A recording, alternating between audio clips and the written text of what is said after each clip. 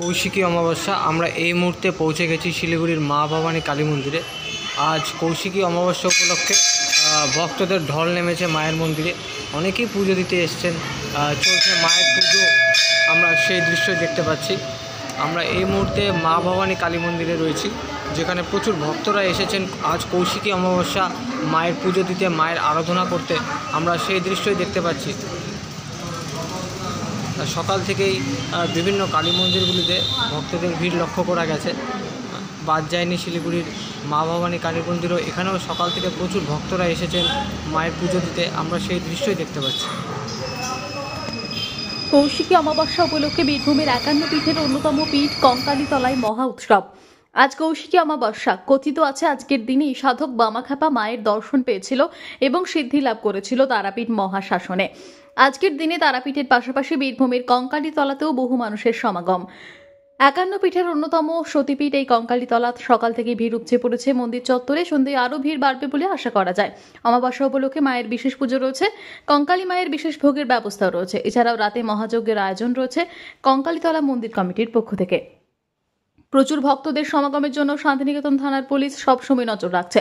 পর্যাপ্ত পরিমাণে পুলিশের ব্যবস্থা রাখা হয়েছে যাতে কোনো অপ্রীতিকর দুর্ঘটনা না ঘটে। পাশাপাশি কঙ্কালীতলা পঞ্চায়েতের পক্ষ থেকেও বিশেষ নজরদারি চালানো হচ্ছে। আজ দেখা গেল কঙ্কালীতলাতে কলকাতা থেকে এক কঙ্কালী মায়ের ভক্ত এসে আর্জি করে যে ঘটনা ঘটেছিল তার প্রতিবাদে বিচার চেয়ে সতীপীঠ কঙ্কালীতলা মায়ের কাছে পুজো দিয়ে বিচারের দাবি জানায়। খুব ভালো লাগছে। কখন থেকে লাইনে দাঁড়িয়ে আছেন? খুব বেশিক্ষণ না, মিনিট 15-20 হবে। কতটা অনুভূতি হচ্ছে আজকে পুজো দেওয়ার জন্য? আজকে কৌশিকী অমাবস্যা পড়ে গেছে, আমরা এখানে এসেছি একটা কি বলবো মিলে গেছে ব্যাপারটা। ভালোই লাগছে পুজো দিতে এসে, ভালোই লাগছে। খুব ভালো লাগছে। কতক্ষণ দাঁড়িয়ে আছে সকাল থেকে? না মিনিট 15 দাঁড়িয়ে আছি। মিনিট 15-20। এই প্রথমবার নাকি আগেও এসেছে? না, আগেও এসেছি। আগেও এসেছে। আমি এই প্রথমবার। ওই প্রথমবার। আজকে বিশেষ দিনে পুজো দেওয়া কতটা মনের একদম মনের ভেতর থেকে ভাগ্যবান বলে মনে হচ্ছে যে আজকের দিনে আমরা এখানে মায়ের কাছে এসে পুজো দিতে আসতে পেরেছি। আপনার নাম? আমার নাম চন্দ্রানী বিশ্বাস। আমরা কলকাতা যাদবপুর থেকে আসছি।